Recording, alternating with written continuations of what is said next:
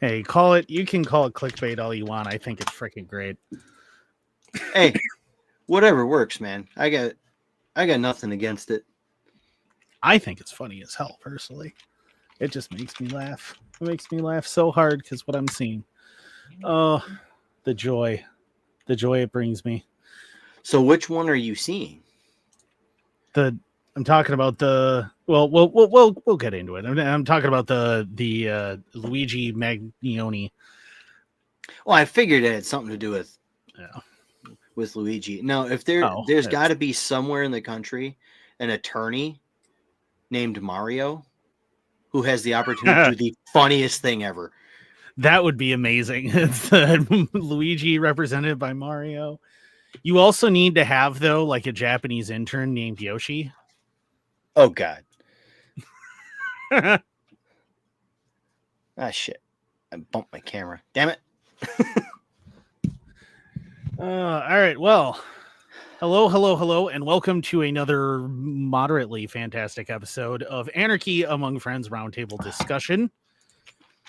Before we get started, let me remind you that we are covered by the BIPCOT No Government License, which covers the use and reuse of this podcast by anyone and everyone except for governments and the bludgies thereof. We are also covered by Brandenburg v. Ohio from 1969, which says that inflammatory speech cannot be punished unless it is likely to incite imminent lawless action and intends to do so. And we do neither of those things. So don't worry about it. This is for entertainment purposes only. In no way should any of this be seen as legal advice or recommendation of any kind. That would be the stupid leading the blind. And right? don't listen to that. No. That would be the autistic leading the retarded. I mean, yeah. Well, I mean, like the meme that I put in the AnFam chat with the three Pokemon that when they join together they share a brain but they don't get any smarter. And yes. Jason was like, every podcast. Yep. Well, we all share one brain. We're not as smart. Kind of in that same vein, my nephew said to my niece today, I think it was today, either today or yesterday, if you ever had a decent thought, it died in your brain alone.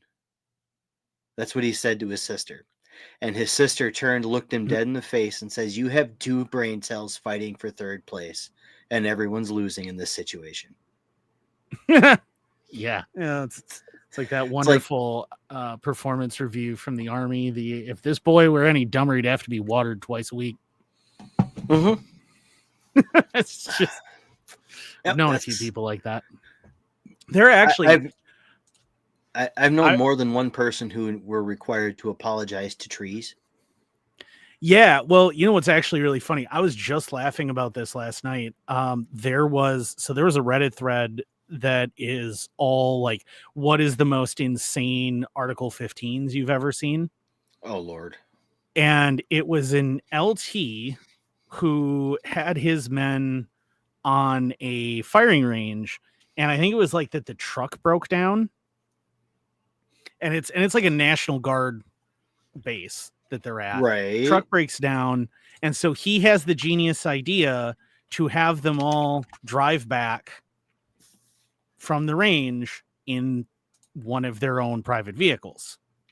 But see, here's how he gets around what anybody who knows anything about that is going to see as a major problem. No. See, no one got in the vehicle with the guns. They held them out the windows as they drove. So the guns never actually came inside the car. And he didn't seem to see where perhaps his legal reasoning may be flawed. And I'm just picturing a bunch of privates going, okay, and then driving down the road with like the Ride of the Valkyries playing as they're all holding machine guns. That's out the window. That was the exact song that came to mind. Can you imagine being the poor MP on that gate as they drive up? Like, He's probably like, what the fuck are you doing? You just like, Sergeant, I'm gonna need some assistance on gate 3. It's just We have a lunatic at gate number. like, I don't even know that I would be able to process the lunacy of what. And there could not have been any NCOs there, or if there were NCOs that really didn't like him. Because any NCO worth his salt is going to be like, sir, I don't know if you understand the law, but if the car is transporting you and you are holding the weapon, the car is still being used to transport the weapon. So it's the NFL kickoff out of bounds rule, where if you stand on the sideline and touch the ball that's still in play, it's a kickoff out of bounds. It's the same thing. Yeah. I just the transitive property still applies here. Yeah, I don't know how clever you think you are, but you are not that clever. I assure you, the lawmakers have thought of, they never came inside the car. No. And in fact, that's worse. Like, I want to like sit that LT, like, you do understand how this is worse, right? Objectively worse. Yeah, objectively worse than you just like sticking them in the trunk and driving back. Like, you do see how you've made things more illegal. Or, exactly. And why wouldn't, if you have personally owned vehicles on site, right? Why would you not take the opportunity to have a guy jump in a POV, drive back on post, get another vehicle, and bring it back? Yeah. Or I mean, worst case scenario, you radio some super bored MP who will be happy to swing out, or you CCR, Fortunate Son, I could see that one. But like, or you could, if you're really desperate to get your guys back and you're the LT, you babysit the pile of guns there, send them back in the car, and they send somebody out to pick you up. There are so many options that would be so much less terrible than sending a bunch of privates down the road in a Honda freaking Accord brandishing automatic weapons.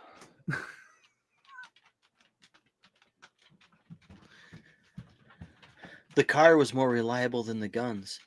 I mean, it's just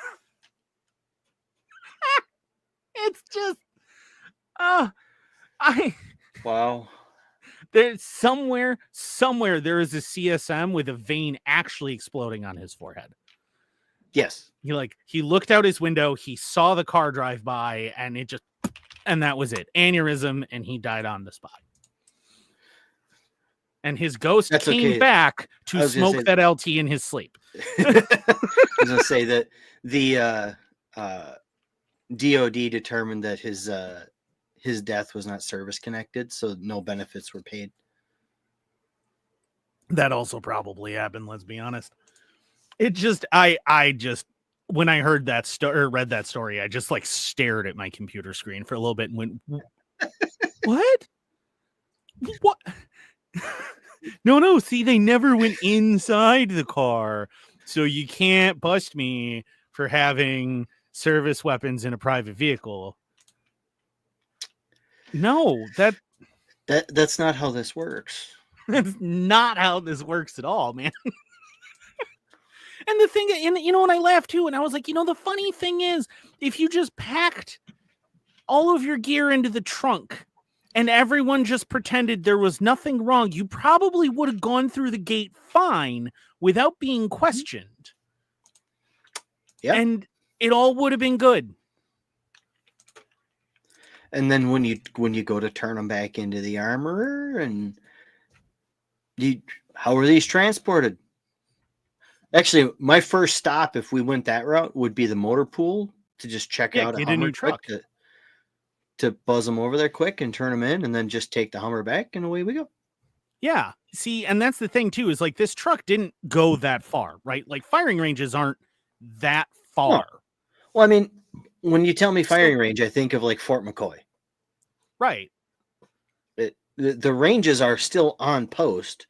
You just have to take 2 public roads to get there. 3 public roads to Exactly. get there. See, and that's the other thing too, is that this happened on a public road, clearly, because this was a National Guard base, and that tends to be how that goes. Which means that it is a sedan packed with guys holding M4s out the window, just rolling down the road. How would you like to be the guy that when they hit that one bump on the road on the way back, drops his weapon out the window? And goes, shit! Oh no! Stop! I mean, I just hope that one of them had like a saw or a 240. So badly. Just yeah. Oh, could you imagine holding that out the window, or even for like a mile? Just exactly. Like, hey, hold on to this 15-pound thing in an outstretched arm while wind resistance pushes on it. At 55 miles an hour. Enjoy. By the way, if you drop it, the armorer is going to have words with you, my boy. Oh my god, it boggles my mind. I hope, because obviously it was posted anonymously, I hope that was from McCoy so bad. It wouldn't surprise me. I have heard some great stories from McCoy. I've heard of an LT that all of his NCOs attempted to warn him that the steering lock was still on in the Hummer, and he ignored them and took off angrily, and it was fine until he got to the first corner.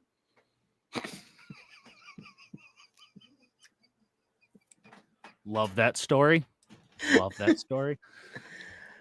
Just, well,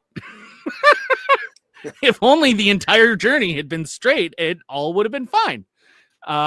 If only you had listened to your NCOs, maybe the journey would have been fine. Yeah, or if you had listened to them. Yeah, it's because remember that Humvees, you know, anybody who's never been around a military Humvee, it does not have a key. It's a pair of magnetos you got to turn on. You wait for the little light, you hold down the button.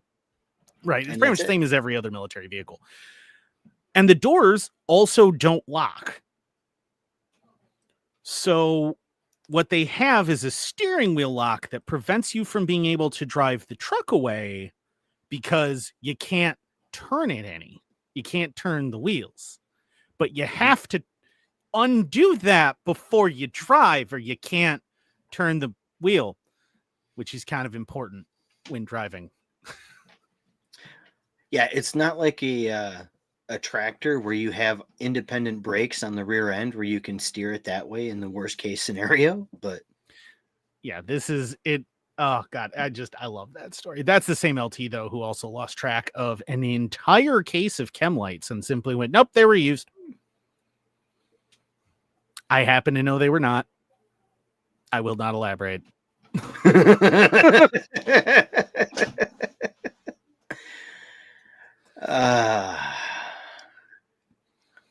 It was that's important.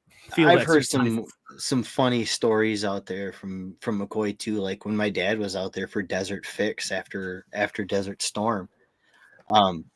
They spent hundreds of millions of dollars repairing, because the first vehicles that are brought back are always the ones that are the most busted, right? Yeah, because all the good is still in theater. So they're spending all of this money fixing these busted ass things. And then when the good stuff started coming back and, we just need a spare door here, we need a panel there. No, they didn't have the money for that. So they dug a giant hole and threw a whole bunch of fully operational vehicles in the hole that only needed minor cosmetic things. That they could have just auctioned off if they wanted to. They could have easily retired them out and auctioned them off. Yep. But instead they just dug a big hole and threw them in. And dude, years ago, I went to a military auction because I wanted to buy a Humvee. I still want to buy a Humvee just so that I have one. If I ever have the money, I'll take it to, I think it's like MI or whatever here in Wisconsin that do the conversions where they rip the motor out. They put a production Chevy diesel in it and redo the interior and make it more comfortable. Can never make a Humvee comfortable, but more comfortable. They do a bunch of stuff to it. They like cover it rhino lining. It winds up looking awesome, right? But I went to look at these things because they're selling for like $4,000 a pop easily, like, or lower. And there's one that like advertised they're like low miles, and they're like it's only 80,000 miles on it, and I'm like, 80,000. Do you know who was operating and maintaining this truck? 80,000 miles is $1 trillion. I assure you. 80,000 miles on a vehicle from the military is more than likely the equivalent of about 400,000 of a POV. Oh yeah, and I mean the best part is like this thing was like I think a 96. Oh no. So I'm like, yeah, very low mileage, but the hours. Afghanistan, Iraq. Dude, yeah, it is. Oh, it ain't the miles. It is where those miles were. It was the body was not in absolutely terrible shape, but they're like, yeah, it doesn't run and drive right now. We're not sure why not. And I'm like, no one ever will be. But it's definitely not my fault. I can tell you that much. And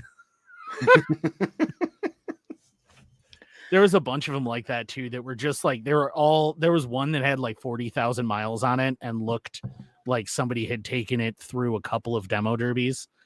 Oh, fun. And it was like an 01 or an 02 production.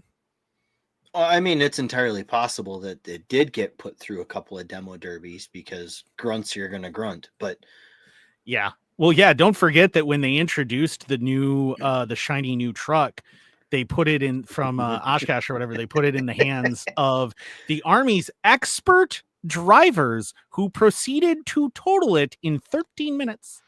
Yep. That is probably one of my all-time favorite military stories just in general. We got this shiny new thing. It's a fantastic new piece of equipment, and they rolled it immediately. Just immediately. Like just the very first guy who got behind the wheels like, hey, watch this. And they watched in horror. You totaled. You see, when they do new vehicles like that, what they need to do is when they do the demos for the bean counters and the brass, they need to get grunts to do the demos, because the one that survives the first round of trials of doing that should be the next vehicle. Oh yeah, and I mean they always like choose their. It's always fun because they always choose like their expert armorers to evaluate firearms, new guns, and they choose their expert this and expert that. No. Those aren't going to be the people using these.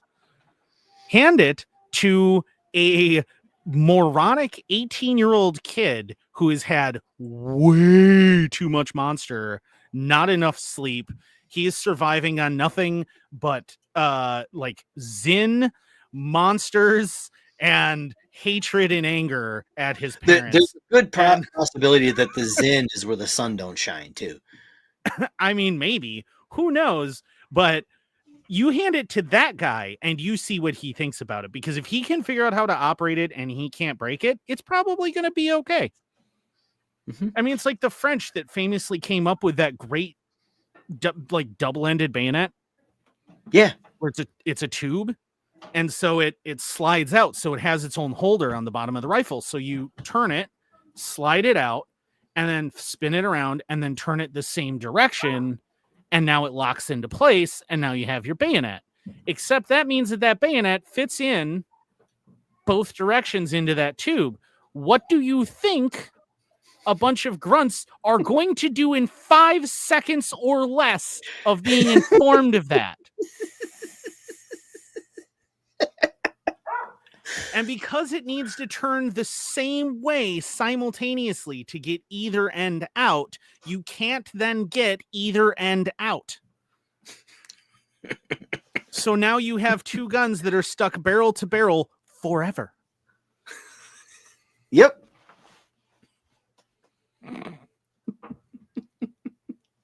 Derp. That is why you don't.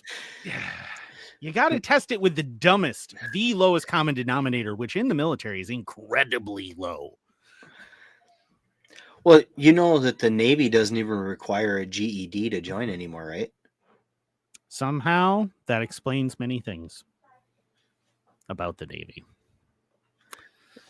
The recruitment numbers were so low this past year that they removed the requirement for a high school diploma or GED for enlistment. Well, it was because they're losing so many of those candidates to the Marine Corps. True story. You all know it, especially Marines. And the Marines won't even argue with you about it either. No, not even remotely. Not even remotely. Buckshot, yeah, we were talking about the French bayonet problem. Yep, the French bayonet problem, which also sounds like an entry in Urban Dictionary, which it easily could be when you consider what the actual French bayonet problem was. Two guys get their dick stuck in a fucking Chinese finger trap. Yeah, that's kind of what it easily. Speaking of things that sound like a Urban Dictionary entry, have you ever heard of the Kentucky meat shower? No. Okay, so this completely sounds like an Urban Dictionary entry, but the Kentucky meat shower is an actual thing that happened where a woman was rained upon while in her field by meat. Well, it was goo, right? It was like meaty chunks, and she described it as meat. And you would think that it must have been some sort of maybe like bacteria that somehow had been carried up and then dropped, or no, because in like 2006 or something, they tested it and did in fact confirm it was like internal organs. Because they kept samples of what had fallen on her, and they did determine it was internal organs. And I can't remember exactly human why. Internal organs? No, animal. But well, I mean that makes it a little better ish. Yeah. So it happened. It was March 3rd, 1876. And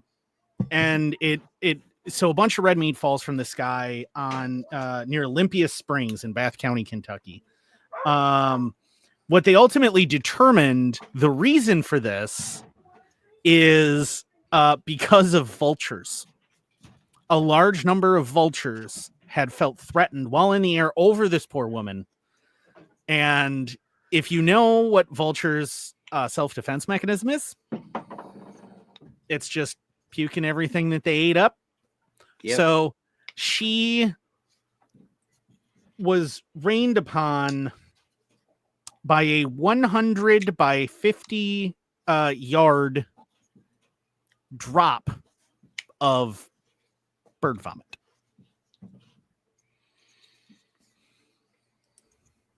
And that is the Kentucky meat shower, which absolutely sounds like an Urban Dictionary entry, but I assure you is in fact not. You can Google that, by the way. That will actually turn up the real thing.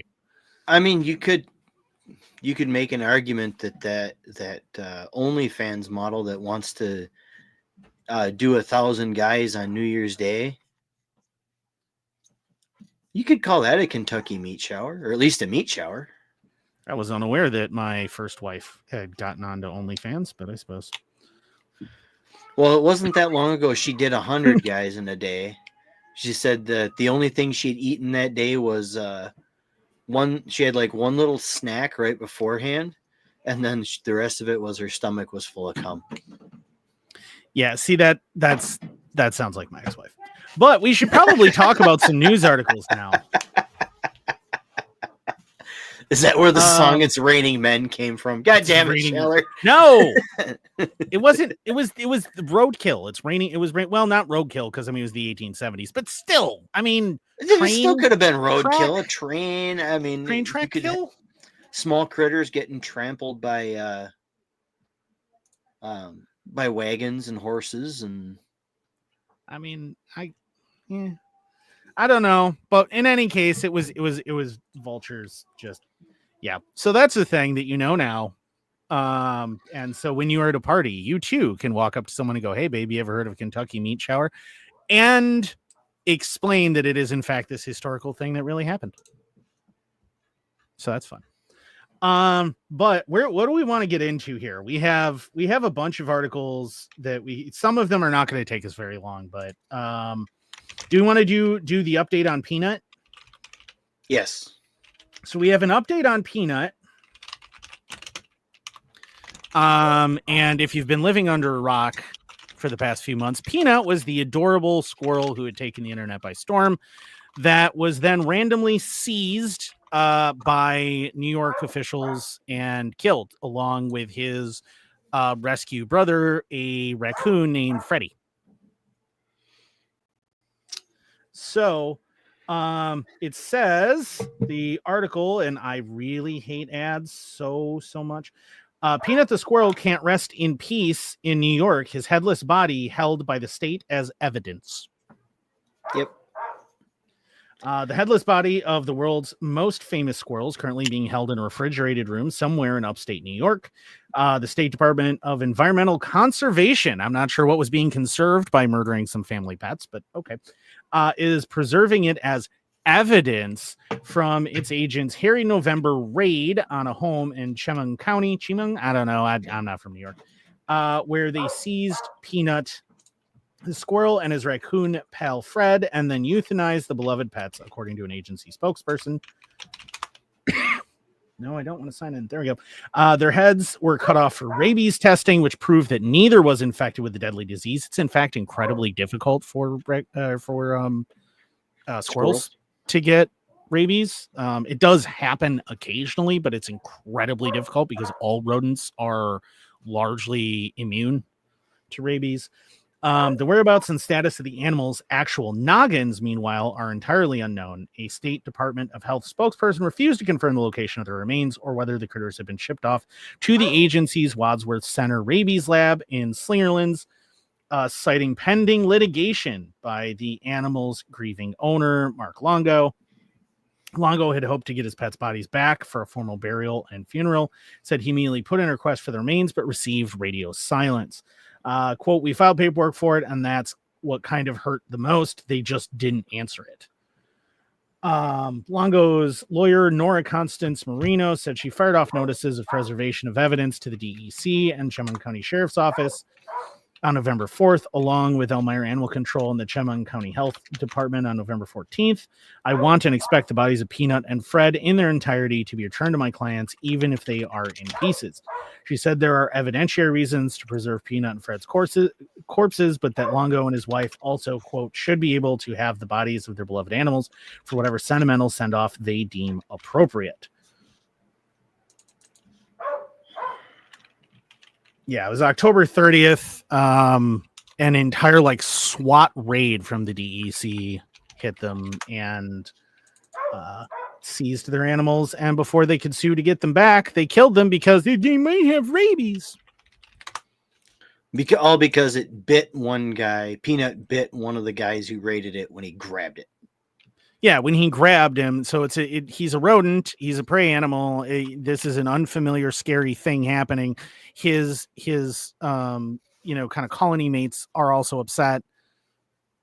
And then he's grabbed. Of course, he's going to strike out. And that it also keep in mind that the bite did not even break skin because it wasn't an anger bite. It wasn't a freak out bite. It was a, "Hey, don't do that. Don't touch me" bite.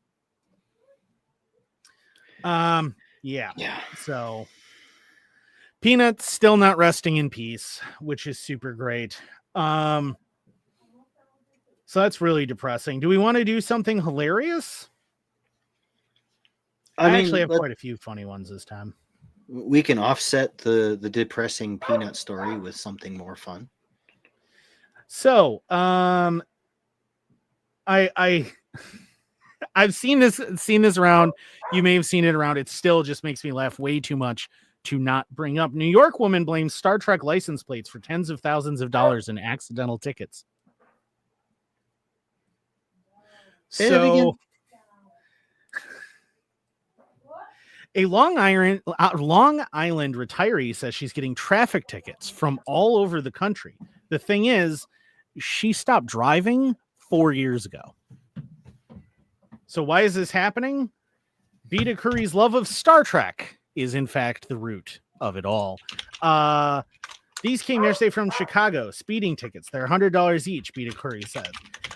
Back in 2020, the Huntington resident surrendered her license plates, sold her car, and stopped driving. I don't have a car. I don't drive. Those plates were turned in, the 76-year-old said. Yet, many walks to her mailbox bring the retiree unwanted surprises. They are persistent and they keep sending me tickets, Curry said. Her old custom plates honored Star Trek and had the same number as the hull number of the original Enterprise, NCC-1701. No A, no B, no C or D. But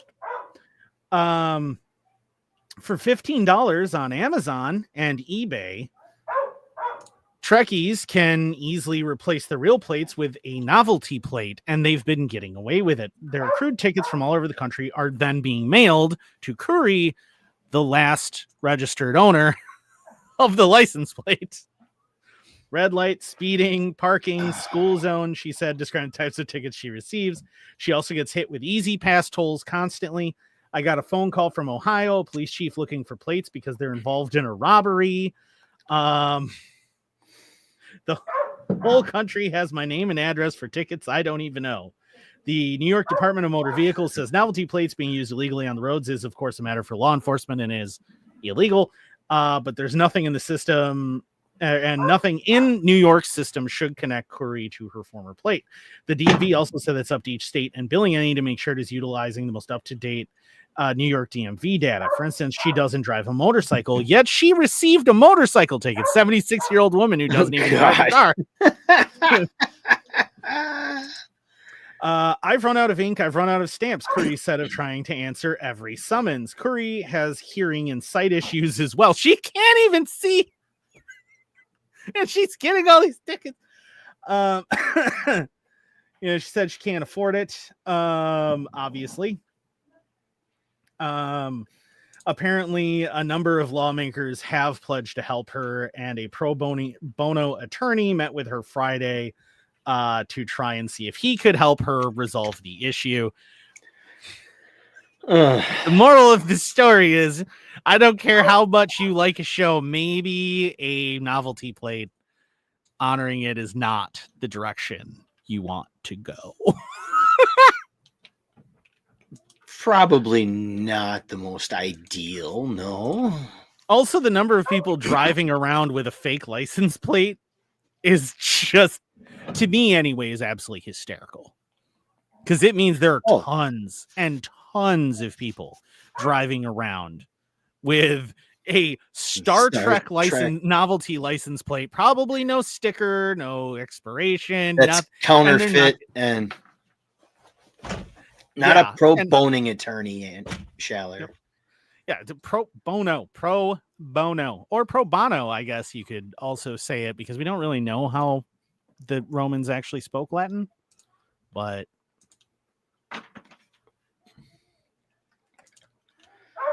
that is a topic for another time. Let's not get too far off into the weeds on that one, boss. But yeah, so maybe this Star Trek plate that you really, really wanted because you thought it was clever. Don't do that. And I'm sure also, if you're really into Serenity or Buffy the Vampire Slayer or any of a number of other fandoms, your custom license plate, probably somebody's selling a fake one out there that's designed to be a novelty plate. Heck, I have a novelty license plate in my room right now. So don't do that. Don't do that. It's a terrible idea. Yeah. Although at least it's less annoying. I will say it's less annoying than the people who buckshot. Latin died because they accidentally kept summoning demons. My dad suggested we do not read the Latin. But if you've seen Cabin in the Woods, you get that one. But it's less annoying though. I will say that like people with like the hardcore fandom plates are less annoying than the people who like are driving like a Ferrari that's covered in Ferrari insignia. It's very obviously a Ferrari. It's Ferrari Corsa red, and their license plate is like Rari. Like, we know, okay? We know. We can tell. They're the same types of people that are vegans and absolutely have to tell you every second of the day. Oh man, no. I would say like if it is somebody who is a vegan CrossFitter who's also a Scientologist and drives a Ferrari, that person will never shut up.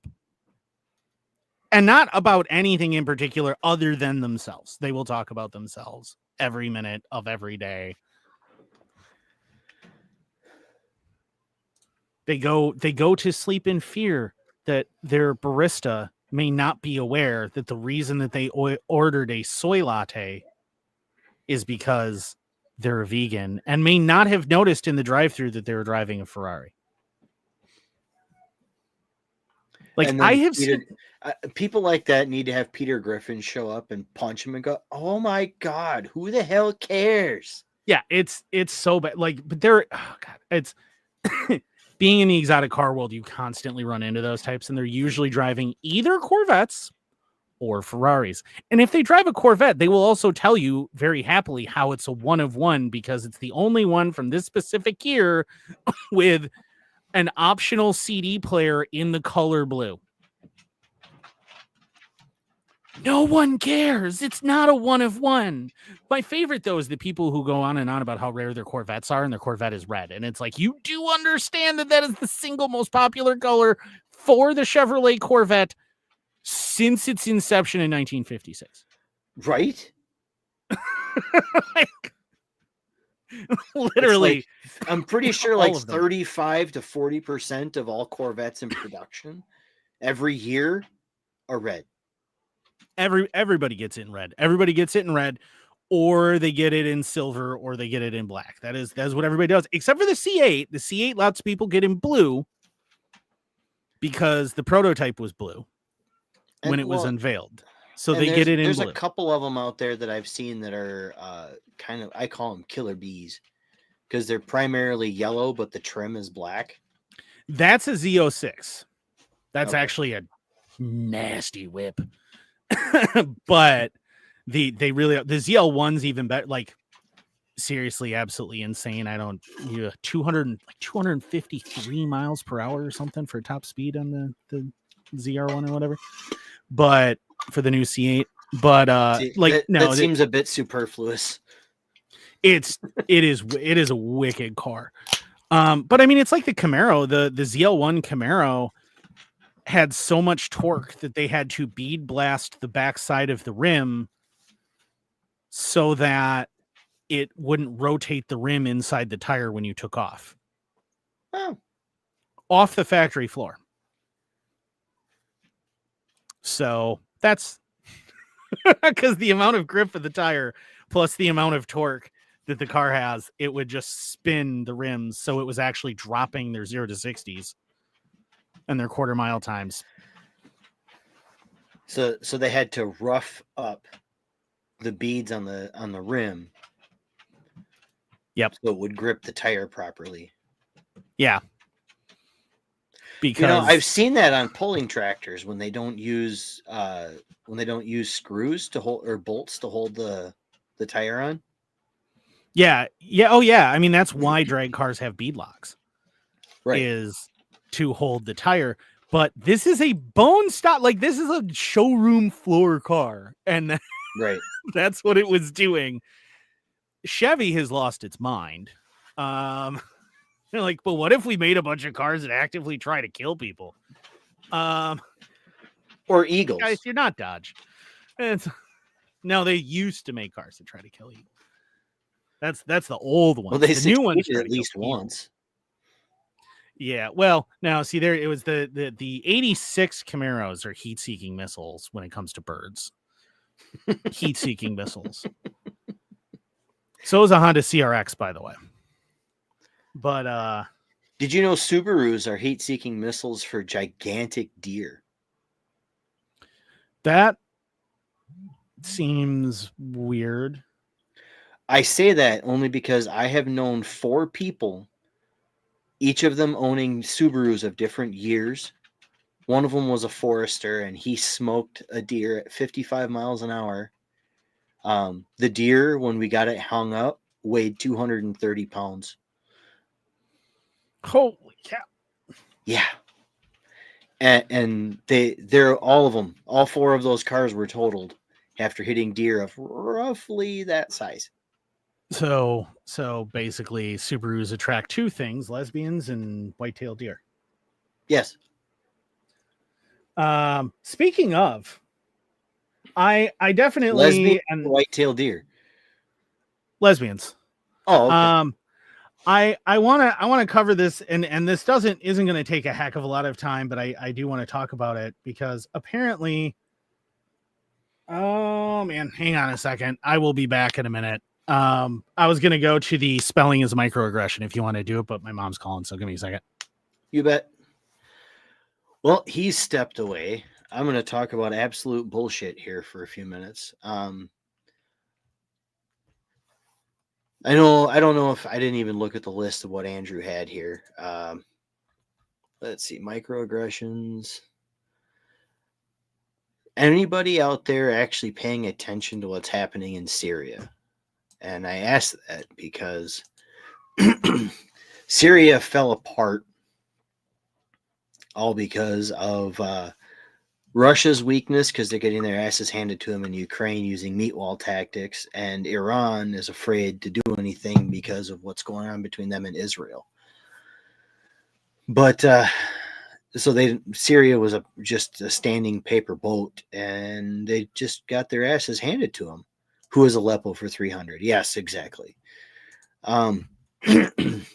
So it took them all of like 7 days to go from Idlib up along the Turkish border to Assad flying to Russia. So that's a thing that happened over the last couple of weeks. If you've been living under a rock and haven't heard, and Russia's pulling out completely. Like there's videos all over the place of them abandoning their two key ports that they had there, and the primary assholes that took over, because Assad was no Boy Scout by any stretch. The guys that took over, or the primary group that took over, are the leader used to be held in Gitmo. He got let out. Started his own faction that claims he's no longer associated with ISIS and Al Qaeda, and they did a full march from the north of the country to the south of the country, and ever since then, Israel has taken over the buffer zone between the Golan Heights and their border, and the U.S. is still holding on to the section that they were entrenched in on the other side of the Jordanian border. The Turks are actively attacking the Kurds in the northwest or northeast. They say the Syrian civil war is over, but it's most definitely not. So sorry, I had to go off on that little tangent there. Just it's not good over there, and we all know it. It's that ever since the Sykes agreement, it's been nothing. It's been intentionally created into a fucking powder keg. Let's see. What the hell was Andrew talking about here? Peanut. Okay. Spelling bee. So, National Spelling Bee approves feminist term woman, WOMYN, in kids spelling bee competition. Spokesperson for the annual spelling bee competition defended the feminist spelling in a statement to Fox News Digital. The Scripps National Spelling Bee has drawn attention after its approved list of study words for third graders looking to compete in the upcoming spelling bee competition was shared online. Study lists for the contest found on school district websites for the 2024-2025 school year list the feminist term woman, W-O-M-Y-N, as an acceptable alternate spelling for women that students can use. Schools must be enrolled in the Scripps National Spelling Bee program for their students to qualify for the national competition. The 2025 national finals will be held next May and coincide with the competition's 100th anniversary. The spokesperson for Scripps can explain to Fox News Digital that all words Scripps uses in its program are pulled from the Merriam-Webster Unabridged Dictionary, which contains the alternate spelling for women. Okay, so because the term men appears in the word women, the alternate spelling for women now changes the E to a Y in order to remove the root men from the word. That is what they're getting at here.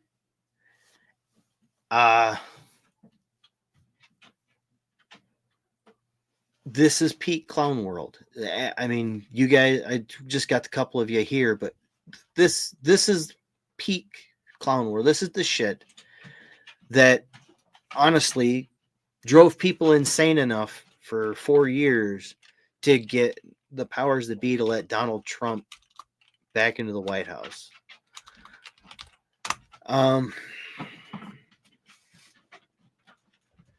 Jesus fucking Christ. So yeah, going back to the story. Regardless of the approval of the term by the spelling bee, the approval of the term by spelling bee drew backlash online. You can't make this up. Popular conservative account Lives a TikTok shared to her 3.8 million followers on X in a post that drew hundreds of comments. You have got to be kidding. Turning Point USA also reacted. Another user on X joked, "Oh my God, the @Babylon Bee skit became true," along with a comedy sketch from the right-leaning parody website. In the skit, a student spars with judges in the spelling bee over the definition of woman in an apparent reference to the Supreme Court Justice Ketanji Brown Jackson's comments during her 2022 confirmation hearings that she couldn't define the term. Yes, Schaller, exactly. This is why the human race has had a good run. Yeah, so I wanted to cover this because this is why this is funny. Okay, so everyone knows that English is from Old English, right? Which is roughly like kind of a Proto-Germanic and a Celtic and a couple other things. But so if you go back in Old English, okay, men, the word men meant person, just person, no gender, just person. That's what men meant. That's why we kind of have these carryovers of like mankind, things like that, right? But that's what the men part meant, was just person. Woe meant woman. And just woe. Just woe. And where means man. So the phrase werewolf means man-wolf. That's what that means. Werewolf means man-wolf in modern English. So woe man, right? Woman means female person. That's what it means. That is the origin of the word. Men just means person. So ironically, by changing the spelling to a Y, you have unpersoned females. Well, I mean, isn't that basically what they've been doing by allowing people who don't know what the fuck they are to compete with them too? Well, yeah, that's that, but like that's the real trend here that we're seeing constantly, right? Like, oh, fight for equal rights, and then, oh, by the way, men are women now, and oh, by the way, we're going to change the word that means female person etymologically. We're going to get rid of the spelling that means person, so that you're no longer a person anymore at all linguistically. Which, I mean, if you really break it down, that last paragraph there where they talk about Ketanji Brown Jackson's confirmation hearing, that tracks, considering she could not define. She couldn't even whip out a dictionary or her phone and go, here's the definition of woman according to the frickin' dictionary. Yeah, which is also hilarious considering that biologists will tell you that the biological definition of a male in a species is whichever has the smaller sex cells. Which is why there are certain animals in the animal kingdom which biologically, by definition, the female actually has a penis. Like seahorses. No, actually, seahorses are not one of those, but there are others. Really? Yeah, seahorses. The males don't actually get pregnant. The females lay eggs in a little pouch in the male, who then carries them around. But that's not really. The eggs are already fertilized by the male. So we all know what it is, shells. But realistically, how the fuck would he know? I wouldn't. I done been told. I don't know. Other people have told me. But for anybody who doesn't know, Andrew and I both know Schaller personally, like off here. Yeah. But that's the biological definition, right? But I just think it's funny because you see these same people who also go like, oh, why is it history?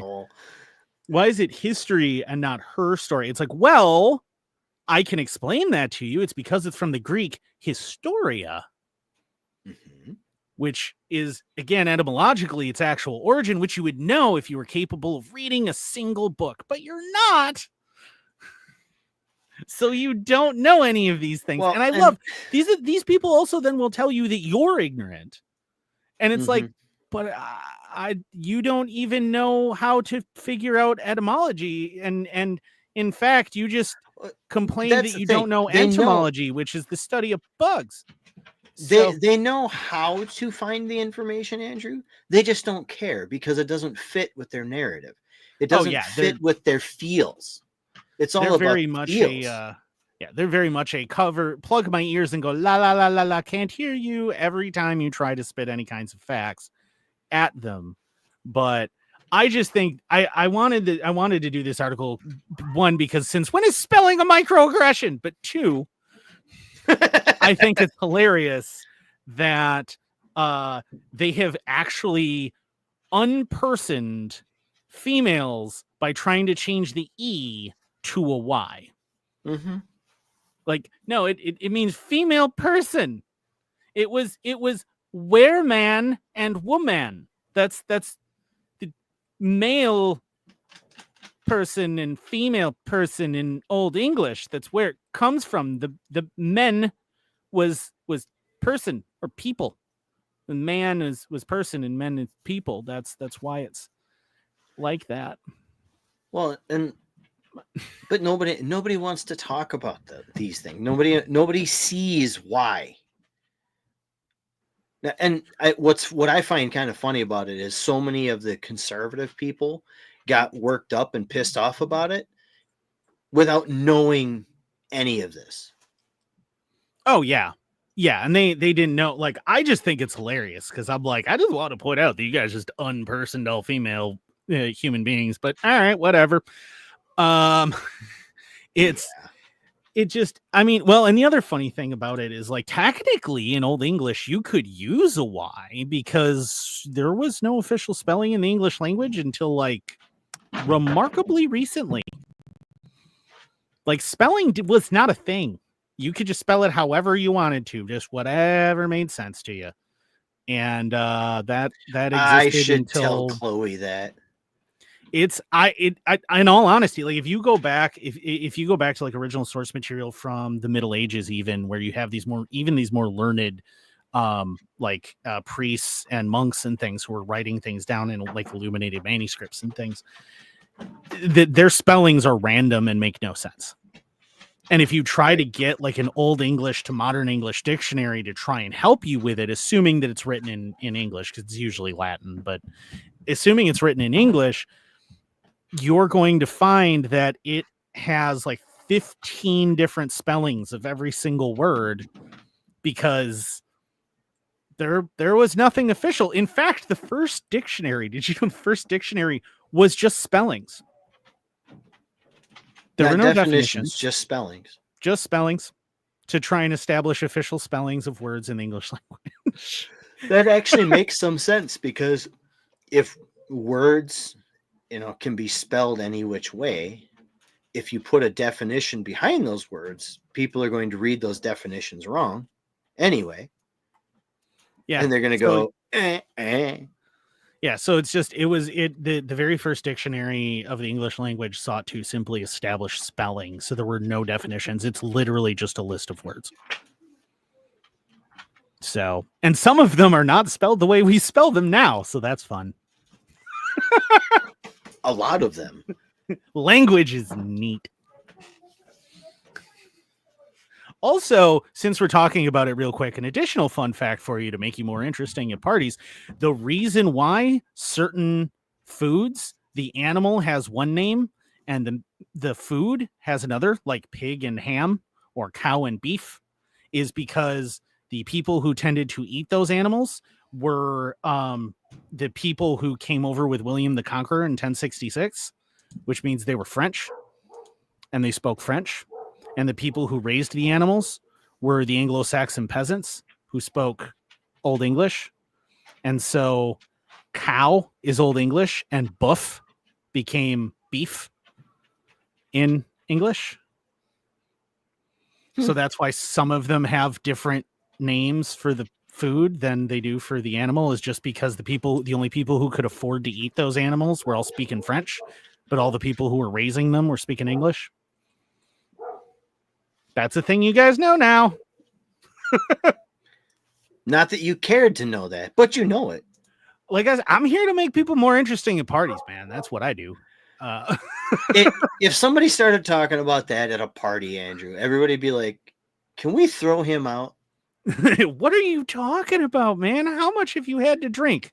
All I asked you was, what do you want to drink? Why the fuck do I care about the rest of this? Don't even get me started on the origin of the word gin, because actually this is whiskey with a Y rather than an E, because the only ones who spell it with an E are the Scottish.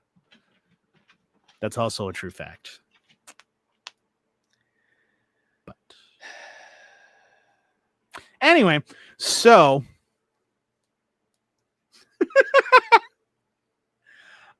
we're an hour in here, and I do want to talk about real quick, just reference Daniel Penny was found not guilty.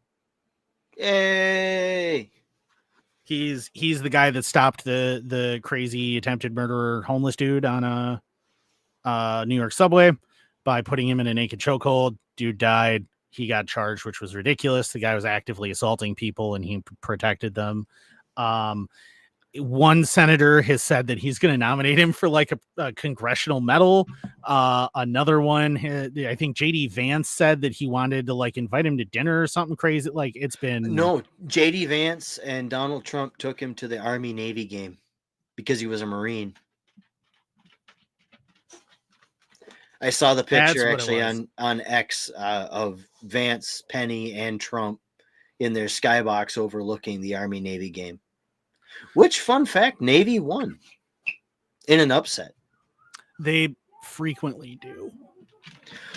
But I understand that, but Navy did not have a good season this year, and Army should have been in the college football playoff, and instead they got their ass handed to them by the midshipmen. Yeah, well, you know what's funny? Like my favorite moment of the Army Navy game was a few years ago when a bunch of the Army, the West Point cadets, were holding up a no step on snack flag on national television. That made me very, very happy. Very, very happy. But dude, you're getting a lot of feedback. Amber's running the bathtub upstairs. Hold on. Oh, that's what I'm hearing. Okay, I was like, holy I'll cow, mute what my is wrong microphone with for a second here. you? What the hell is all that noise? All right, so the another one, like that one we can kind of gloss over. That one I think is it just kind of goes without saying, like the dude should be guilty. He was defending people. He was actively defending people. We know he was actively defending people who were being assaulted, and that's yeah. But let's see. Do you want to talk about Biden and what he did? Well, the Bidens. Sure, why not? The Biden crime family. The pardon that absolutely he was not going to do because he was going to treat his kids special. Because I believe in the rule of law. Yeah,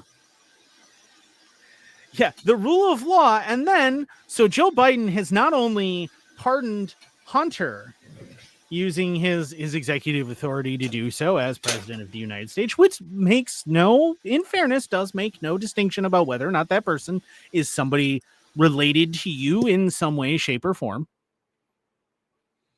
But he not only did that, but he gave him one hell of a pardon.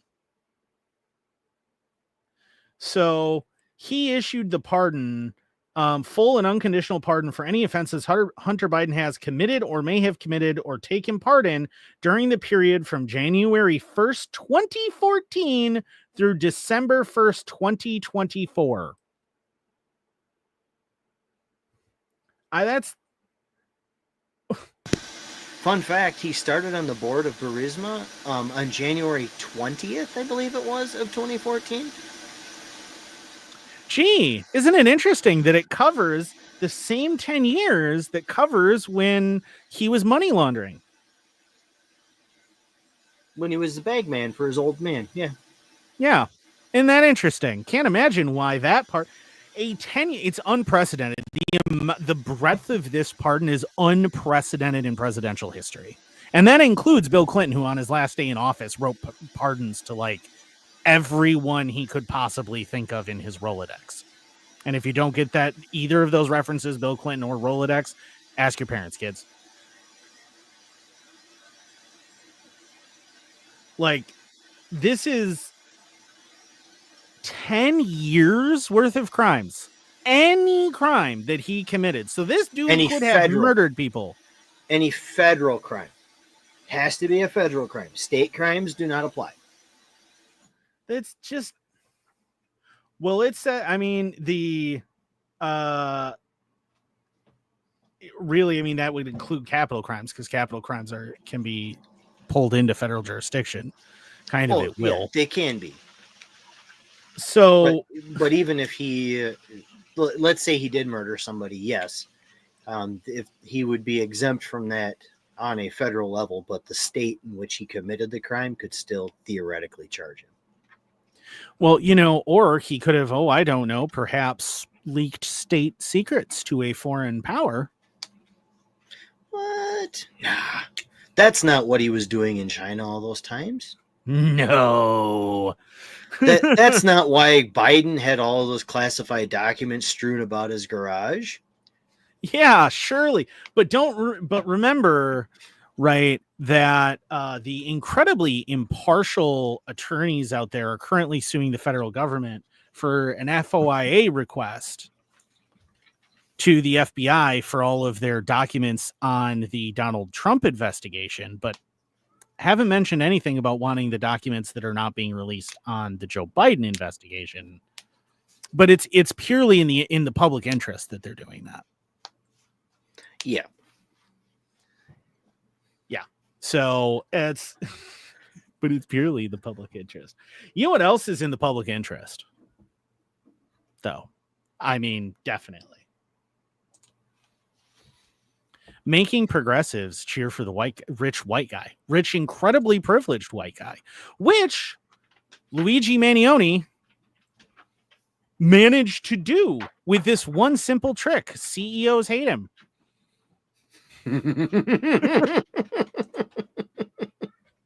One in particular.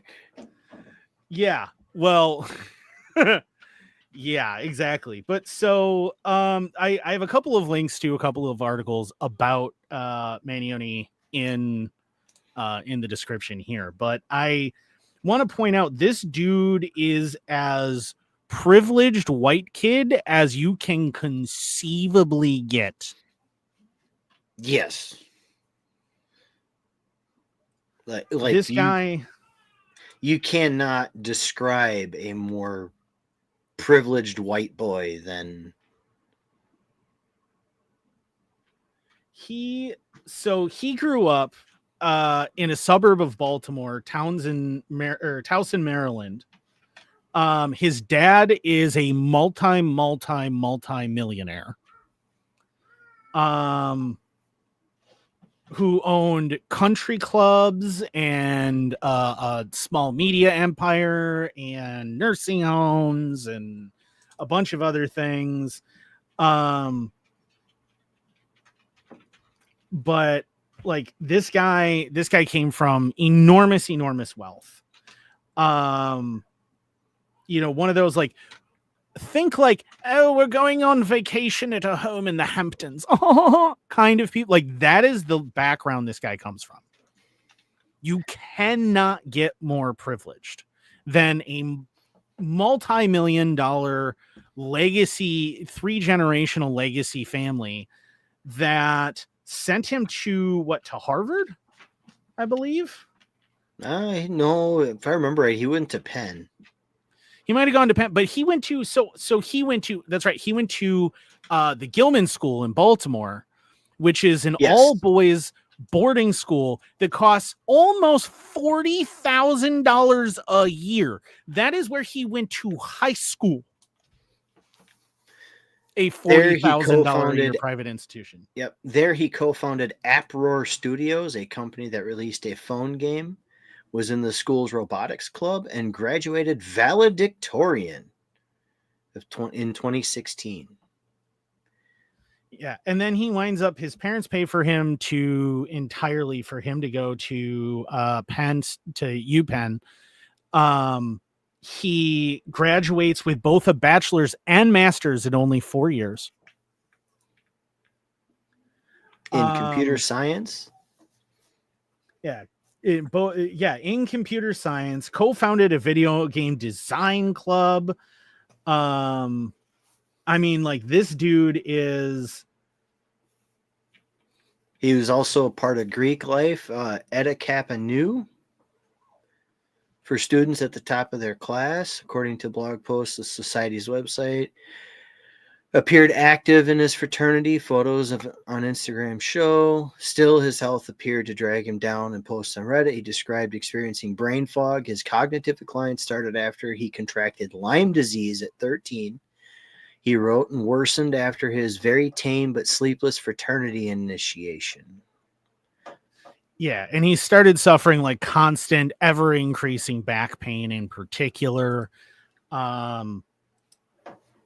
All sorts of health problems, and then goes on to decide that he's going to decline and depose a United Healthcare CEO. Well, that was after he'd had lumbar spinal fusion surgery. Yeah, they had done a ton to try and help this kid. And don't forget that this whole incident, right, came on the heels of the former CEO of United Healthcare, stating that United Healthcare would no longer be paying for unnecessarily long anesthesia during surgeries. No, United didn't do that. Yes, they did. I didn't see that part. I heard about Blue Cross Blue Shield doing it, but yeah, no, the United Healthcare had also announced that they were going to be doing a similar. And then that happens. That's because what Blue Cross Blue Shield said was they're still going to do that, regardless of what happened at United Healthcare. But I want to point out that guy was there. Okay, that guy was there for a meeting that could have been an email with shareholders who stepped over his dead body to go to the meeting. They started the meeting without him. The meeting still happened. Mm-hmm. The man was laying dead of a gunshot wound on the steps of the building, and they walked around his dead body to go to the meeting. Just marinate on that for a minute. And the next day, they posted on LinkedIn that they were looking for a new CEO. Yep. That goes back to something that we've been saying, or that I've always said for years, and that is don't buy into any false sense of loyalty to your employer, because your job will be posted before your obituary.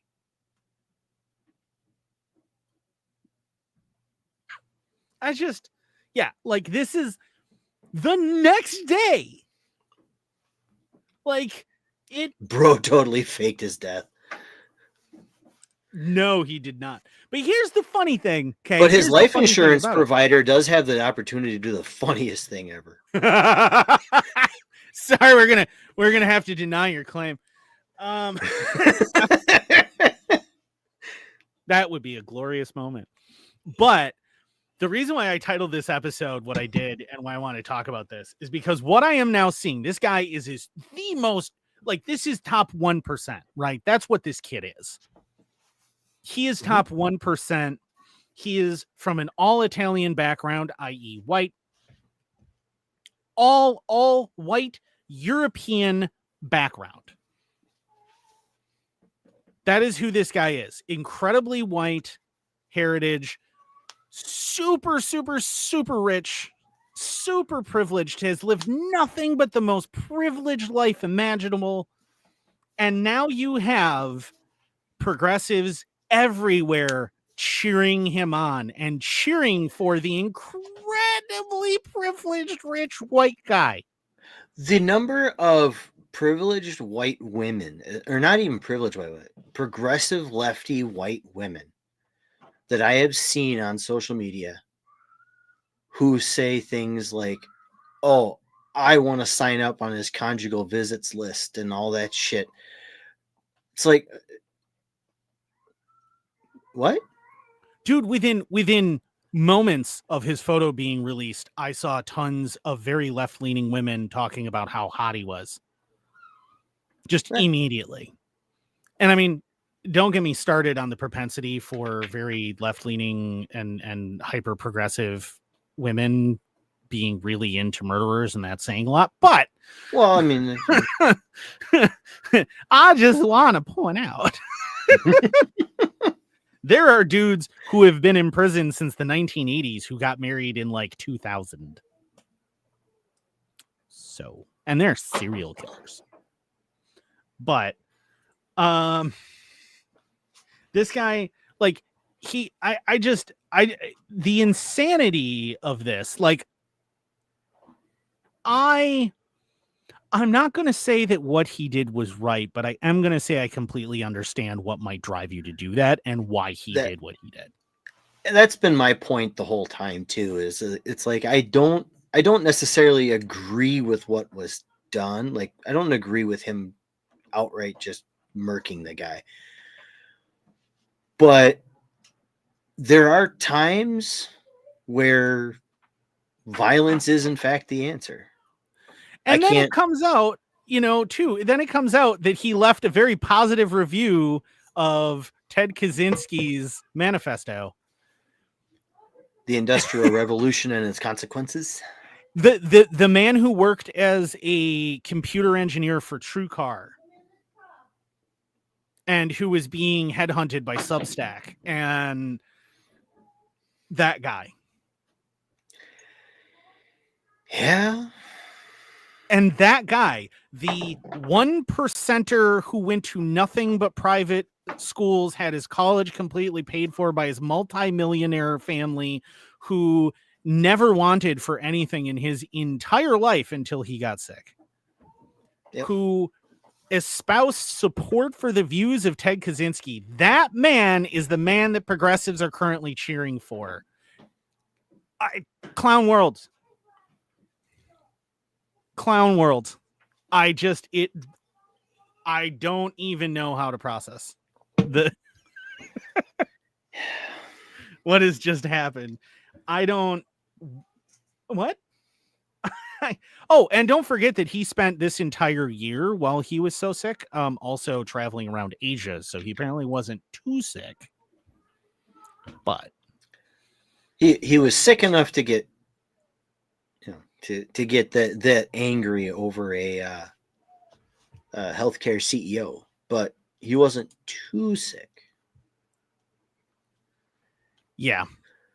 I mean, but like, and you analyze what he did, right? All these progressives are cheering him as a hero and everything else, which also goes to, I think, really demonstrate how little they understand about the business world. Because again, the investors who he was there to speak to, who he has sworn his life to help out, right, by being CEO of this company, like these are the people who are really his bosses and everything, stepped over his dead body to just go start the meeting anyway. And then just posted, hey, by the way, we now need a new CEO the next day.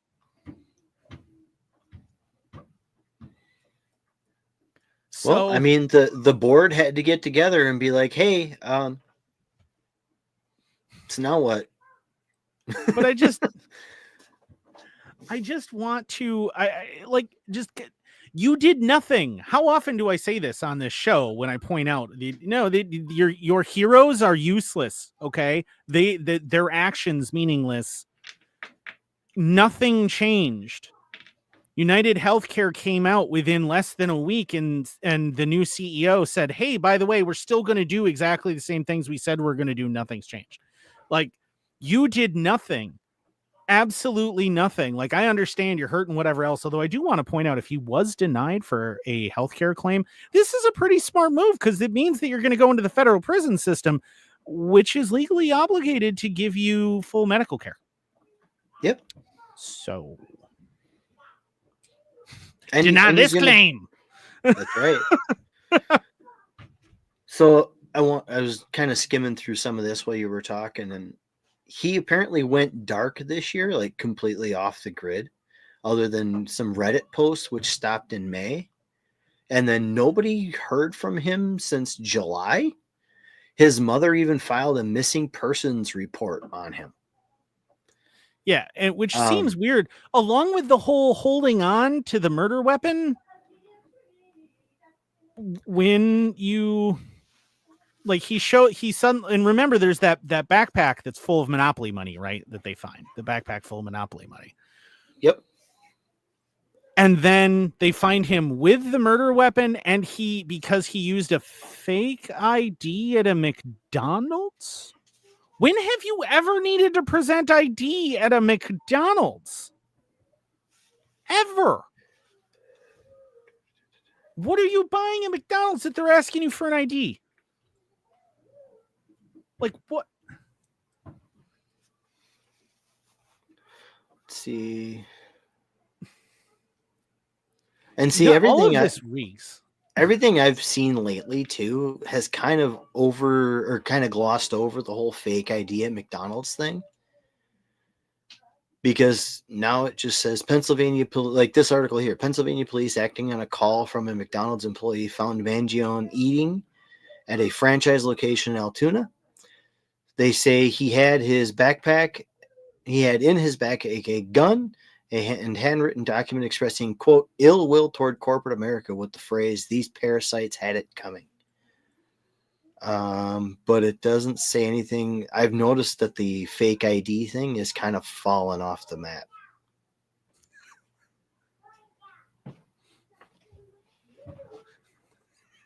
Buckshot. You Can I have a McWhiskey on the rocks? know, I could see that being a thing in like Scotland and Ireland. Try our new extra hard Shamrock Shake. Just a freaking grasshopper. Don't threaten me with a good time. It would take a large amount of booze to make McDonald's food even remotely palatable. So, you know. I mean, that's true. That's true. Yeah, but like he had multiple fake IDs supposedly, but only like $2,000 on him. The backpack and Monopoly money kind of smacks like somebody was promising to pay him a bunch of money and then didn't. Like, I would order drive-through if I can get a McWhiskey. McWhiskey would be awesome, actually. In order to get your McWhiskey, Schaller, you have to order it on the app, pull up to the pickup lane, get out, take your McWhiskey, then you can get back in and leave. Can I get 2 McShots of McTequila? And, like, I can't even imagine how they would have even seen an ID of his to know that it was fake. Like, it's absolutely ridiculous. Like, this whole thing stinks, man. This whole thing seems real weird.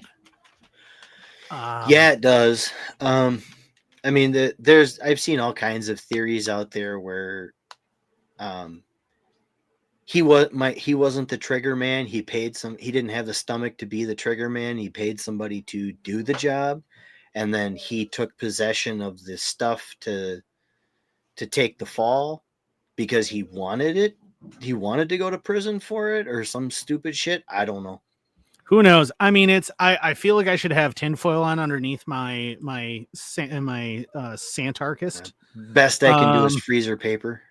Yeah, but that just it all does seem kind of sus. Buckshot slushy machine. Yeah, it's actually a Lana Kai machine. And it's broken.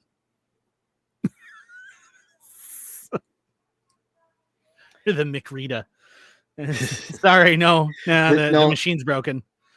I was gonna say you can't have a slushy machine because it's just gonna break like the ice cream machine. And then you're back to now you can't even have your Mick Grasshopper. Can I at least get a McWhiskey? Nah, sorry, we're all out. Well, we wouldn't be except that we don't have any more McRita. I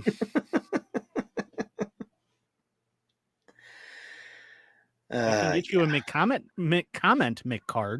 if you would like to McComplain. But I don't give a McFuck. Yeah. McNow, maybe McLater. But the last article that I think we're probably gonna have time for because we're gonna wind up talking about this for a while.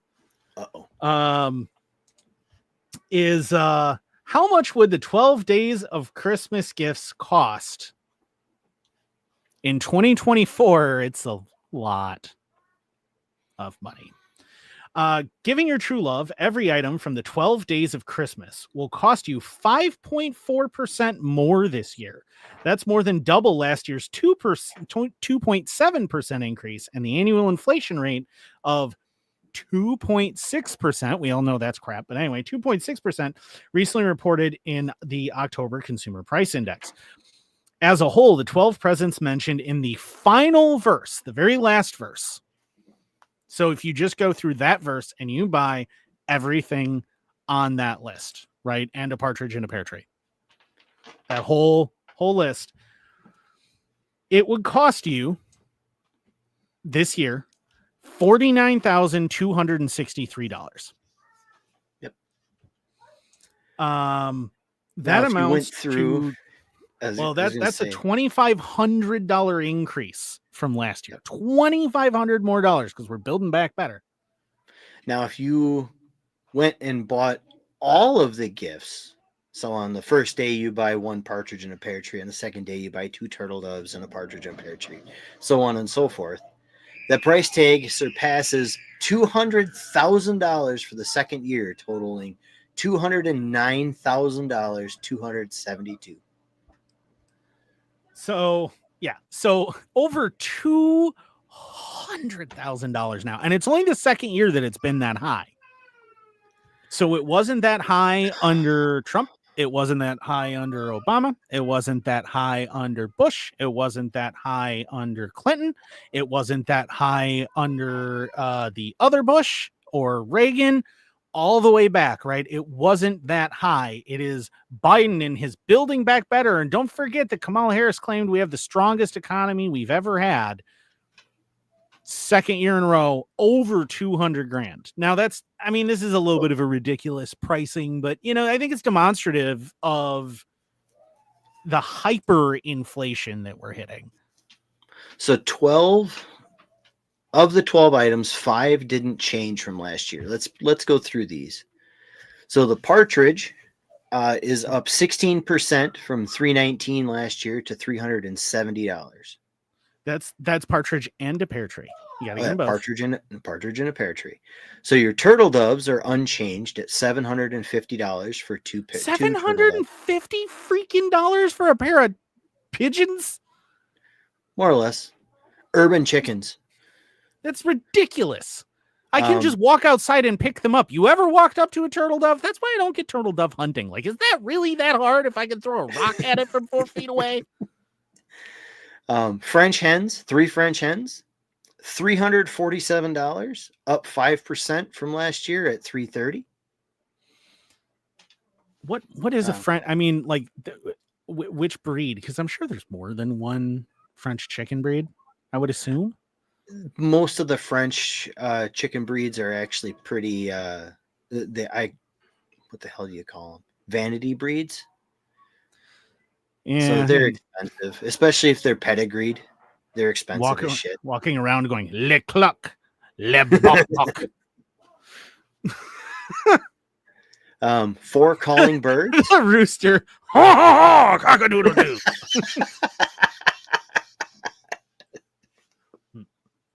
God damn it. 4 calling birds, $600. That one was unchanged from last year. Yeah, see, that's got to be suspect because what birds are calling currently? Like, I mean,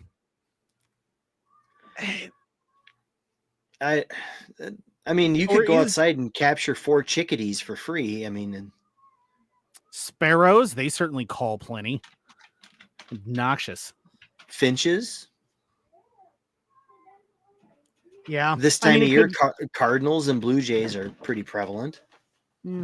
I mean, I assume that they're talking about like lovebirds or something. Yeah, probably. But so somehow with the price of gold going up so much over the last year, the price of 5 gold rings hasn't changed at $1,245. Hey, say it right. It's 5 gold rings. You got to belt it. You can't just say it. No, I'm going to let you do that. No. Yeah, it's $1,245. Where can you buy 5 gold? Walmart? These things 12 karat gold? Probably like 10 at that price. Yeah, $1,200 for 5 of them? I don't know that I believe this. I think this is still trying to make it seem like it's less horrible. Buckshot. God damn it. We're not saying that on air. We've already been skirting the line and way over it several times this show. We are not saying Nope. Okay, so go back and watch the chat replay if you want to see what Buckshot just said, because we're not even going to put it up on the screen. Yeah, nope. The 6 geese a laying has gone up 15.4%. And these aren't even geese that are laying a golden egg. No, $780 to $900 for 6 geese. For 6 geese, 6 Cobra chickens. Like, which, fun fact, if you get chased by a Cobra chicken at the park or something, if you grab them by the neck and shake them, dinner. Yeah, you just pick it up and spin it around enough, and it'll be fine. Trust me, you'll find out what wringing a neck is. But not. I mean, I suppose I'd pay $900 if you could guarantee me that all 6 geese were in fact a laying. And our chat has officially gone off the rails. Swans, also a terrible, horrible creature that I want nothing to do with. 7 swans swimming. Where the hell are they? $1,125. If they're swimming, where the hell are they? They got to be down south. Because around here, they ain't swimming on shit. Well, I mean, the thing is, though, is 13 grand for 7 of them. I don't know anybody who breeds swans or keeps them, so I don't know how accurate that is. But does that come with a kiddie pool for them? The next one really gets me because it shows that people are cheaper than animals. So to buy 8 maids a milking is $58. First of all, how sure are we that they are maids? But second of all, that's in another important etymology lesson for children. But $58, I can buy 8 maids for $58. I have been getting overcharged. Right? I just feel like $58. Is that just for is that for them to physically just go to a cow and squeeze it once and then walk away? Because that's below minimum wage. I'm just pointing out that is below minimum wage, and I feel that's like way below. That's 58. Yeah, because the 56 would that might actually check out. That might be just minimum wage for a single hour for 8 of them. $7.25 an hour. I support living wages for maids of milking. They say maids of milking, but are they talking about milking a cow or are they wet nurses? I mean, I'm assuming milking a cow because wet nurses are probably more expensive. There are some deep, dark corners of the internet, and I'm pretty sure that the women there make way more money. So I'm just going to point out $58 is definitely low. 9 Ladies Dancing has gone up 3%. We really need to have some important conversations about the pipers piping, drummers drumming, moms. And ladies dancing, and the inflationary index of them, because 3% increase from $8,300, $8,308 to $8,557. So it will cost you $8,500 to get 9 ladies to dance for you, according to this. Which, again, to reference what I said about the maids of milking, I have been getting overcharged. Because that's only $1,000 per, and I feel like because their depiction is them as ballerinas, and I have to assume that ballerinas are probably more expensive than most of the ladies who've danced for me. So, well, I mean, considering one of them, I don't know if you still are or you were still paying her a shitload of money. Oh yeah, I never paid her a dime. Not a dime. Nothing. Not her. Wasn't your ex-wife a stripper? Yes. I never paid her nothing. Child support? No.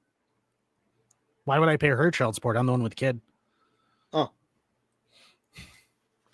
She owes me child support. She owes me actually like $130,000 in child support currently. Mm.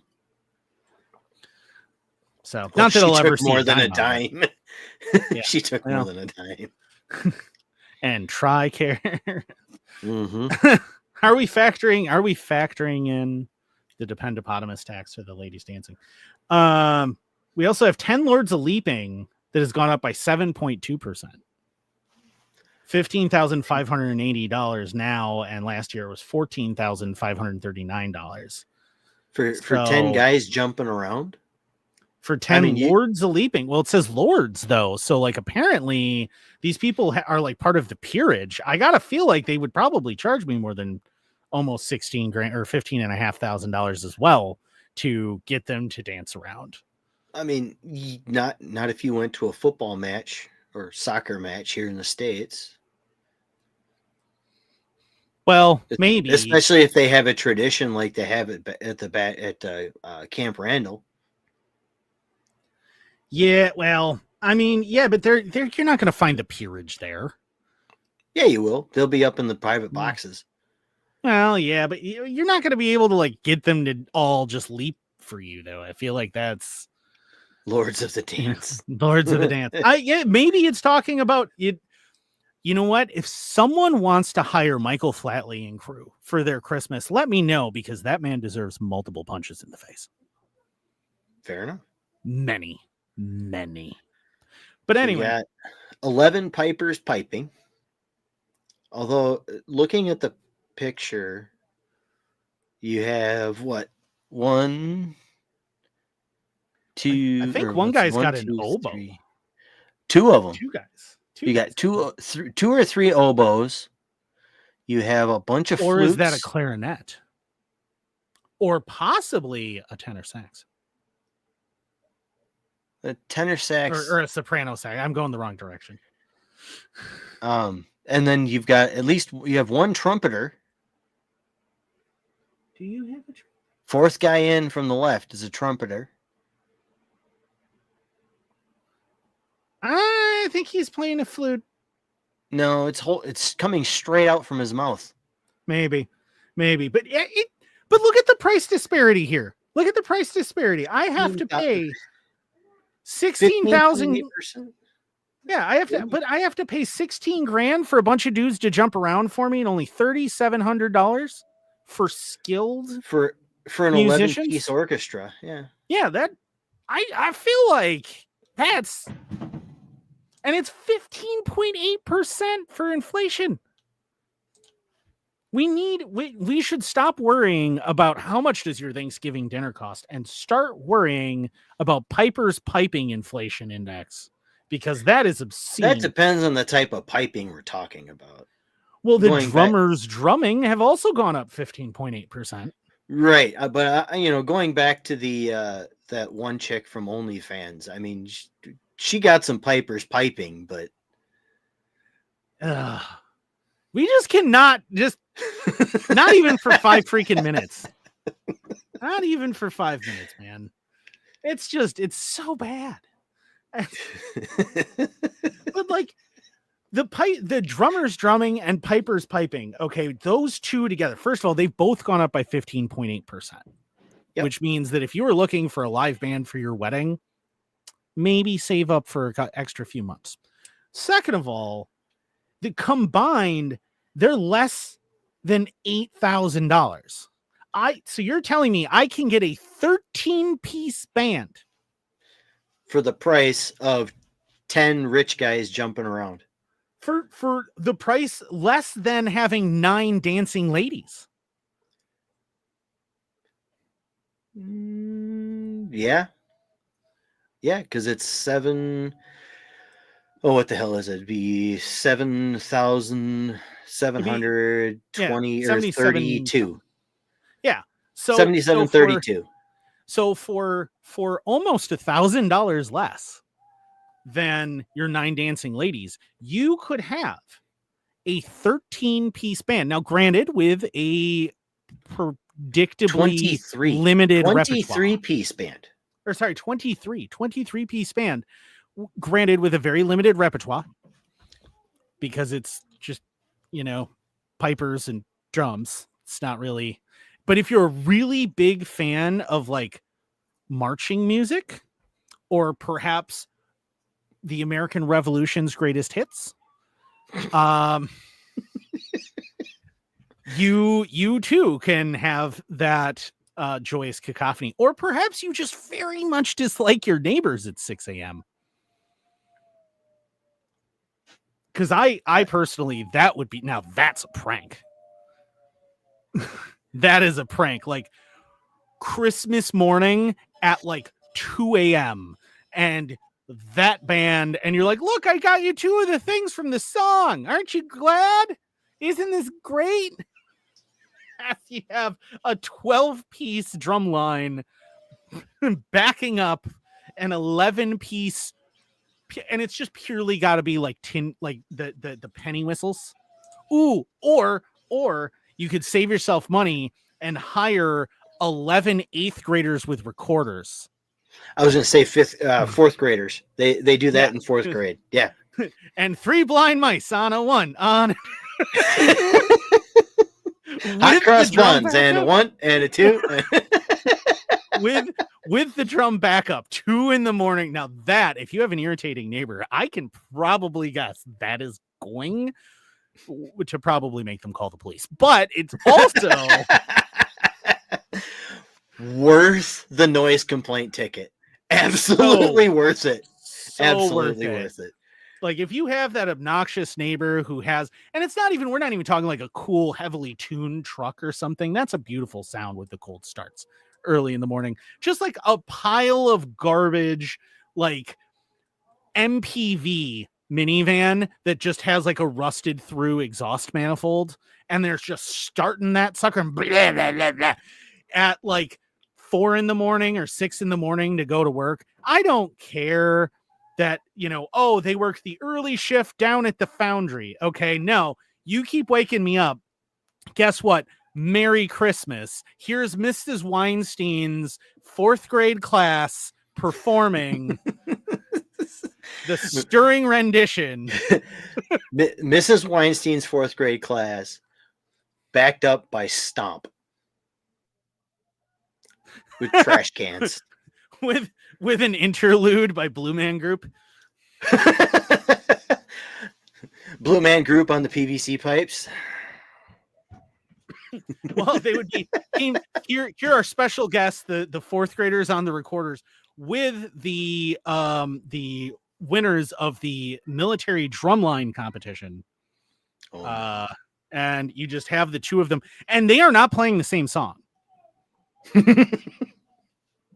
And we're just going to do that directly outside your bedroom window at 2 a.m. Like, in terms of annoying prank war, I win. Top that, because you're not going to. And it cost me less money than for the dancing ladies I was going to hire. As a peace offering. Yeah. Oh, no. See, that neighbor's probably married, and you're going to hire the dancing ladies for them while the wife is home. Also a hilarious prank. I no. Especially because what you can do, and I'm not saying that anyone has or should do this, but you can also have them dress up like fairly convincing police officers, which encourages people to open the door and then let them in the house. At which point the boombox comes out, and now it's too late because they're in your home. Well, I mean that really depends. If the neighbor shares any of our thoughts, they ain't opening that door. And you just make sure that they all vocalize that this is a happy birthday present from Mandy in accounting. And watch the fun begin. You're going to be front row seat to domestic violence MMA. It'll be, especially if she's like Italian or Irish or God forbid Hispanic. Mexican. Yeah. I was going to say Hispanic. Nope. And in the event that she is in fact a Latina, like, you hide, because if she does figure out that it was you, run, bro. Run. That sandal's coming out of nowhere. Heat-seeking La Chancla inbound. Like, if you've ever played the Hitman video game, right, with the heat-seeking briefcase. Oh, yeah. think that, right, where it's just going to be spinning, but it'll like turn corners. Mhm. Yeah. Although I have to say, just even looking at the list really objectively, $50,000 for all of that, one, seems incredibly low. And two, if I had 50 grand to spare for this, that would also be an ultimate prank.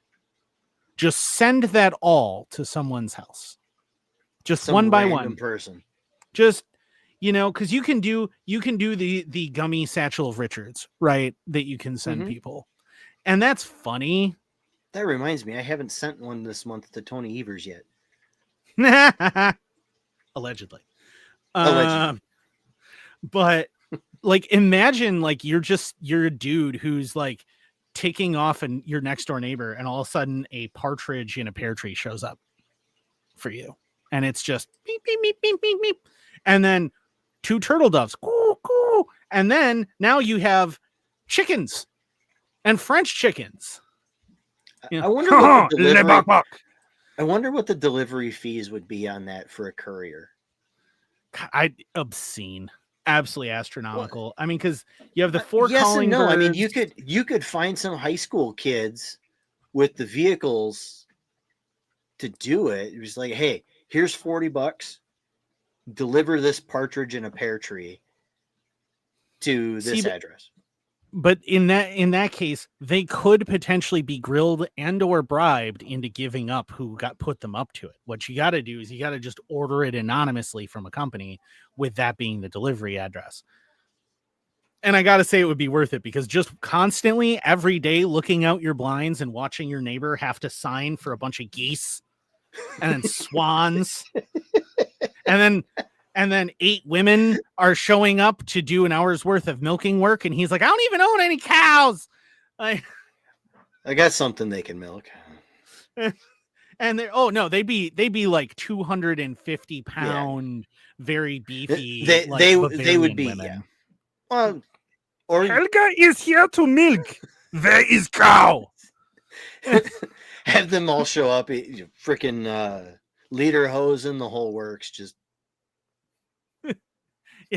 as Buckshot said, Amazon Prime, free 2-day shipping. There we go. You didn't put any restrictions on it, jerks. Anytime I order something, they say free 2-day shipping. It takes at least a week to get here. It pisses me off. Really, mine doesn't. I've had stuff that said free 2-day shipping that showed up later that afternoon, because we have a distribution center here in La Crosse. So like, I'm halfway between 2 distribution centers, and half the time my shit still doesn't show up from either of those 2 locations. Do you know the struggle? From Oak Creek, or it comes from Chicago, or wherever. Do you know the struggle to do the math on whether or not it's worth the gas to drive through city traffic to go buy myself a new toothbrush, or simply order it on Amazon when it's same day delivery? It's just like, man, I can save the gas, but it kind of makes me a lazy ass horrible person. So like, but back when gas was $4 or $5 a gallon, sure. I don't really remember when gas was $4 or $5 a gallon, because I haven't really had a vehicle that ran on anything but premium for like a good decade. Well, then right now you're paying $4 a gallon. So yeah, but no, I'm paying. Well, it depends on how many Quick Trip rewards I have. Andrew goes in and just buys all of the shit that gives him fuel discounts every day. My favorite thing is when they have Monster giving you fuel discounts. I'm like, oh, it's the best day. Buy 3, get 10 cents off. Well, I was gonna do that anyway. My favorite is when they have that deal going, and then at the same time, they have the deal going, buy 3, get 10 cents off, but then they also have buy 3 and it's like $1.50 cheaper. Oh yeah. When the 2 of them run simultaneously. Or they'll do, on beer, they'll do some fantastic discounts. at Mhm. Quick Trip, where it'll be like, oh, buy basically like buy a 30 rack and you get a 12 pack free. And I'm like, well, if you say so. I mean, twist my arm. That's like a whole 2 days worth of PBR. Yay.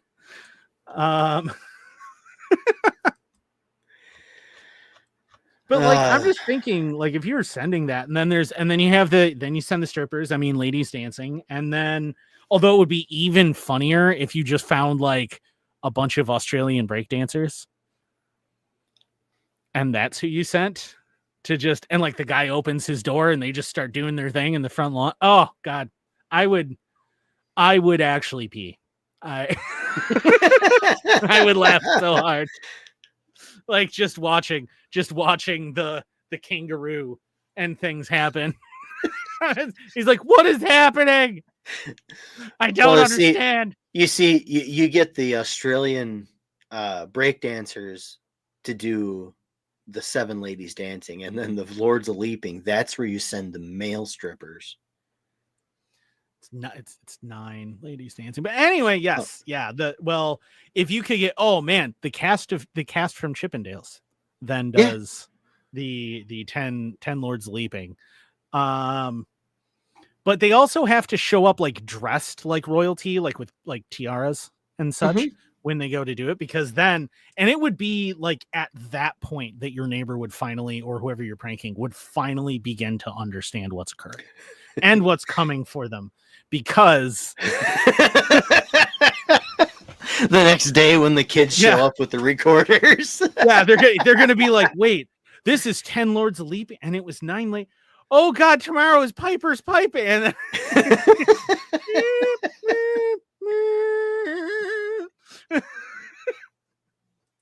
and then you get Drumline to show up the next day after that. Oh God. Just like dudes but you got to find like just a bunch of random guys. You got to find 12 random dudes that are like busking, that are just, they're all with the buckets and everything, and just hire all 12 of them. Be like, I will give you $100 right now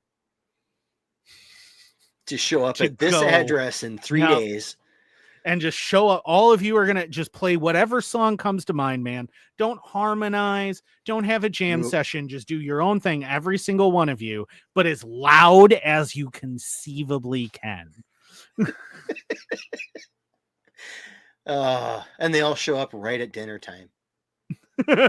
It's an experimental band that plays with nothing but cymbals. It's going to be great. One guy just shows up with a hi-hat, gets kicked out. Yeah, so what are you doing? Get out of here. Can't even, just a ton, like gongs and just everything, crash cymbals everywhere. And you get the one guy that rolls up with his 4 assistants, each one of them pushing a timpani. It would be hilarious. There's a xylophone. There's it would just be fantastic, because he'd just be like, why? What have I done? And then on day 13, you have them you have somebody courier them a postcard, and all it says is, Merry Christmas, you filthy animal. Got you fuck. Love. If you were doing it you'd have to do it with one of your vet friends. Well, yeah, but I mean, like, and then you send like a group of like Dickensian cosplaying carolers to go sing 12 Days of Christmas, and then hand him a card that says, got you fuck, and then just end. But don't even sign it. Just leave it like that, where they don't even know. That's how you truly win, is they don't even know who did it. They're like, but why? Why did this happen to me? Who have I offended? You'll drive them absolutely batshit crazy. Through the whole thing, you're going, what is happening and why? I don't understand. Who have I offended? What have I done? You have the wrong house. Please stop dancing. I have no cows. I just have these birds, and I'm not sure why. My home is just full of noise and waterfowl. I do have these lovely rings, though. There's just plain gold bands. Just, it's all nice, but why? I don't understand. It just makes the nice one makes it all the more confusing. Right? It's right in the middle. Yeah, that would see that's how you win. That is how you win a Christmas prank war right there. And for the low price of 50 grand, which is more than it cost you last year, which is combined like almost 10% more than it cost you 3 years ago. Yeah. So, hooray. And also, you now know that the inflation rate for live musicians is 15.8%. So, there's that. So if you have any friends that play in a live band and they've like agreed to like doing live shows, they should be like, the inflation rate for musicians, I will have you know, sir, is 15.8%. And therefore, I am going to need to make more.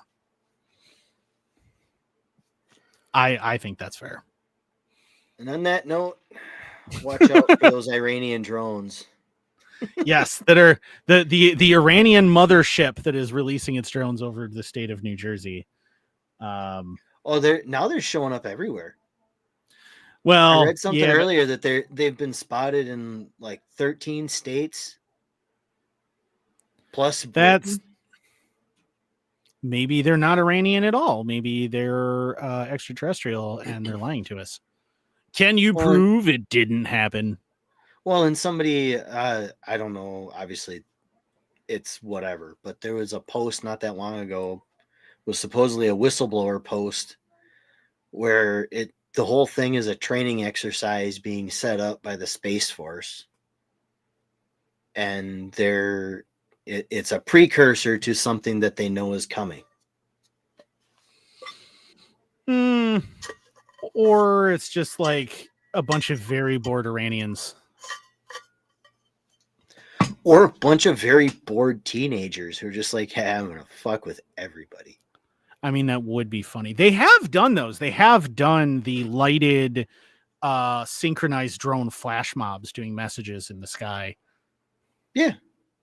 So they're just not at sufficient altitude to see what the message is. Yeah, see, I mean, maybe that's what's going on. Or they're just really poorly coordinated, or possibly the message programmed for them to show was written by a dyslexic. Or an infantryman. Tomato, tomato. I hit keyboard number. It seems about right.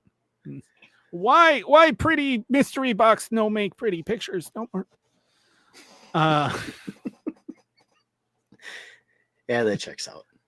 And the E4 is just like, well, that's because he broke it there, Slick.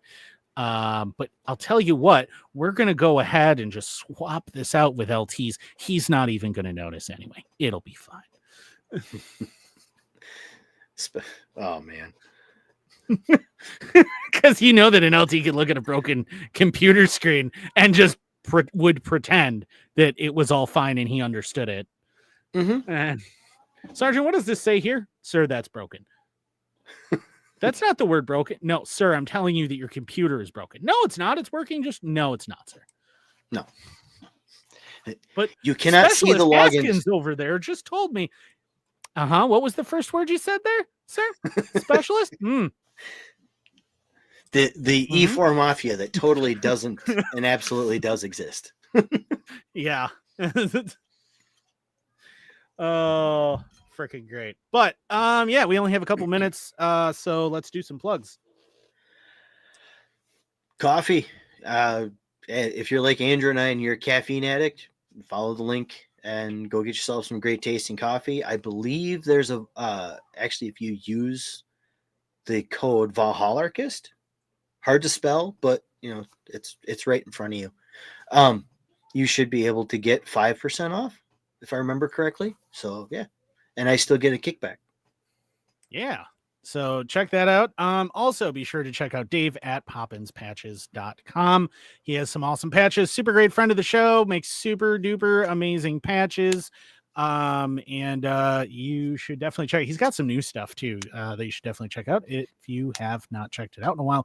Also, if you want to care for your beard like a Viking, keep it soft and shiny and good smelly and all those fun things, check out thebeardstruggle.com. Use code InkedAnarchist 15 for 15% off at your checkout. Also, be sure to check out our friends at Reaper Brand Apparel. Awesome company, awesome message, great follow on Instagram, super cool guys that run that place. But they also make some really cool stuff, cool apparel. So definitely check them out.